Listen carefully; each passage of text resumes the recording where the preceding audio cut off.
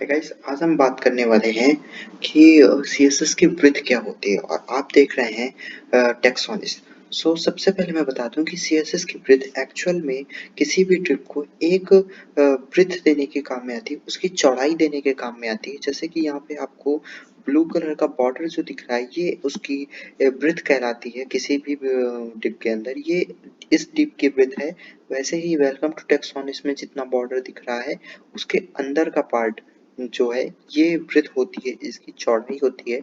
और ये जो सीएसएस वृत्त होती है, ये एक्चुअली ग्रुप ऑफ प्रॉपर्टी होती है। ग्रुप ऑफ प्रॉपर्टी क्या कहना, इसमें दो अलग से और प्रॉपर्टी आती हैं, जैसे कि सीएसएस हाइट के अंदर आती हैं मिनिमम हाई विड्थ और मैक्सिमम विड्थ। और ये भी वैसे ही काम करती है मिनिमम और मैक्सिमम जैसे कि हाइट में काम करती हैं।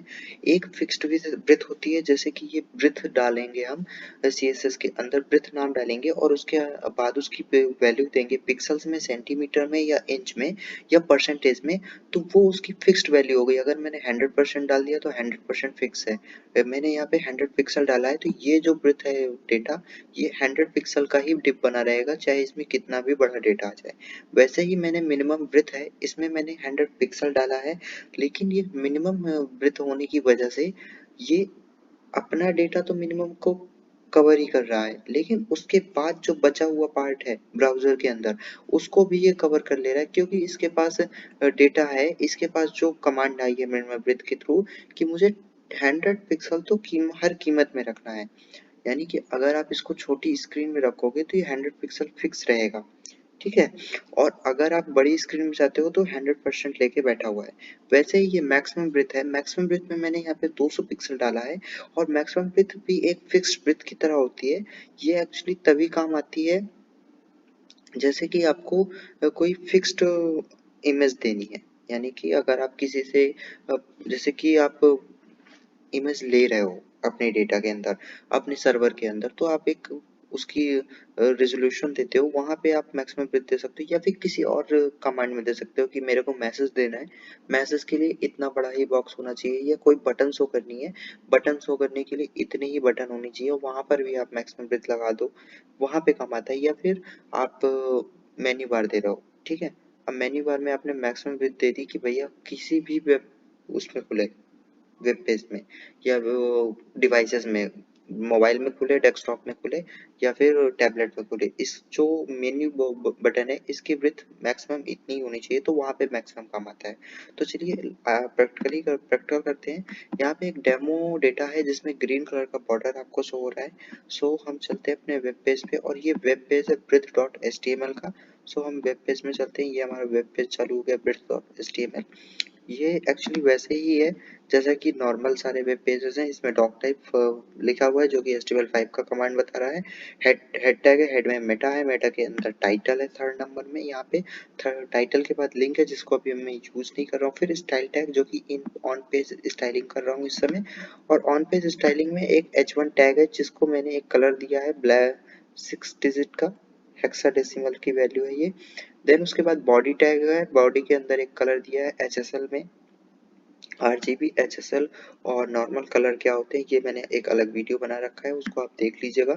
और ये ए नाम का एक आईडी है जिसके अंदर मैंने मार्जिन दिया, बॉर्डर दिया है, ग्रीन कलर का पैडिंग दिया है, और मिनिमम विड्थ दी है, और मार्जिन दिया है, ठीक है। मार्जिन क्यों दिया है, ये मार्जिन यहाँ पे काम कर रहा है। इस बॉर्डर और इस बॉर्डर के बीच में जो गैप है ये मार्जिन के थ्रू आ रहे हैं। वैसे ही मैंने एक क्लास MA बनाई है जिसके अंदर मैंने मिनिमम MA के अंदर मैंने लिखा है मैक्सिमम ब्रेथ, और ये मैक्सिमम ब्रेथ ये है। इस पे 200 पिक्सल की एक मैंने ब्रेथ दी है MA के अंदर। देखिए मैं सीधे ब्रेथ में आते हैं, मैक्सिमम ब्रेथ 200 पिक्सल। फिर M क्लास बनाई है जिसमें मिनिमम ब्रेथ दी है, वो मिनिमम बॉक्स है, मिनिमम बॉक्स यहाँ पे आपको दूसरे नंबर पे शो हो रहा है। और एक नॉर्मल बनाई है S क्लास, S क्लास के अंदर नॉर्मल ब्रेथ दी है। और अब हम इसका मेन प्रैक्टिकल करते हैं। चलिए, जो हमारा डबल A नाम की आईडी है इसके अंदर आते हैं, स्टाइल टैग के अंदर हैशटैग डबल ए, ये आईडी का सिंबल है हैशटैग। सो गाइस, जैसा कि आप इस डेमो डेटा में देख रहे हैं कि मैंने एक div ली है जिसमें आईडी रखी है AA और उसके बाद H1 टैग के अंदर डेमो डेटा दिया है।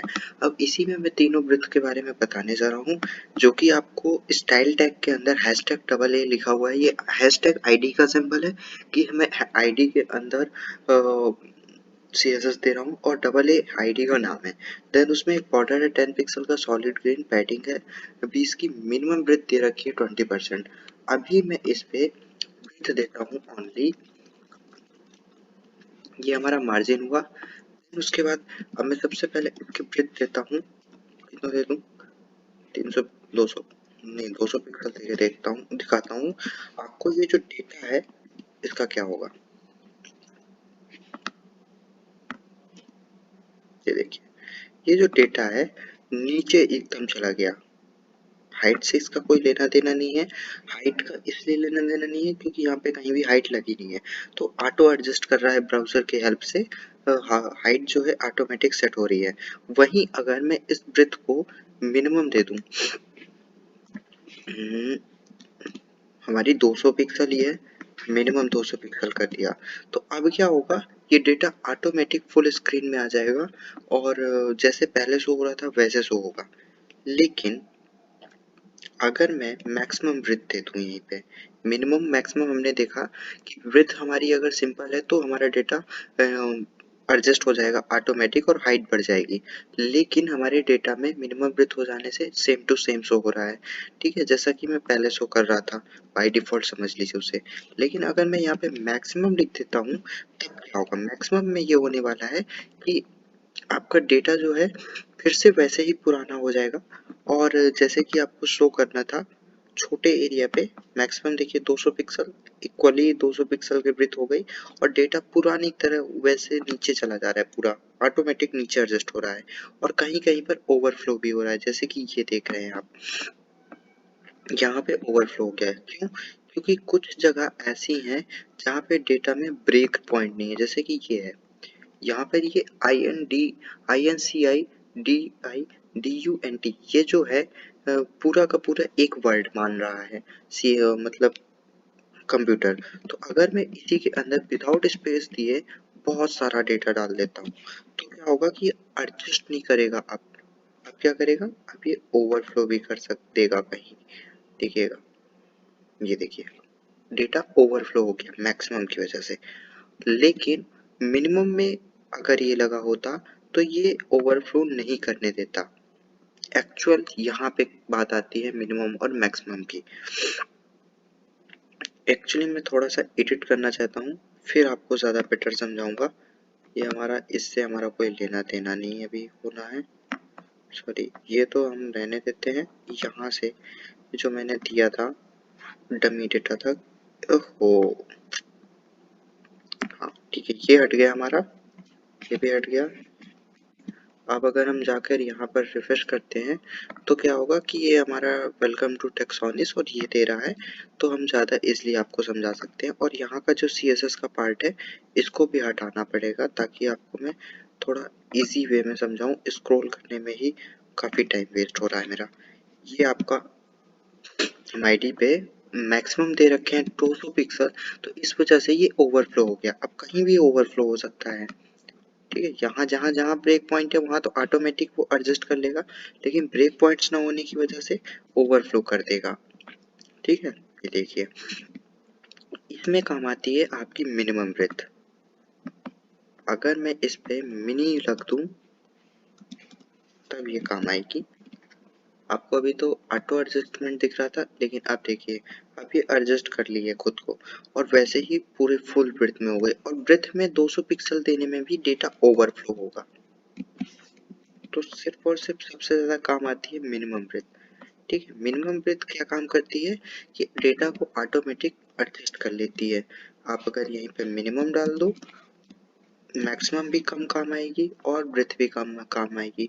अगर आपको डेटा, ऐसा डेटा शो कराना है आउटसाइड में, लेकिन सिंपल सी कोई बटन देनी है या कुछ और देना है, तब आपको ब्रेथ काम आती है। या फिर कुछ ऐसे जगह है जहाँ पे आपके 2-3 लगातार 100 बटने हैं, तो वहाँ पे मैक्सिमम बटन ब्रेथ काम आती है। वहीं अगर 1 2 3 4 डीबी एक साथ होते तब मिनिमम मैक्सिमम ब्रेथ काम आती। आई होप आपको ये समझ में आया होगा मिनिमम मैक्सिमम। सो आप मेरे चैनल को सब्सक्राइब जरूर करना और वीडियो को लाइक एंड शेयर जरूर करना।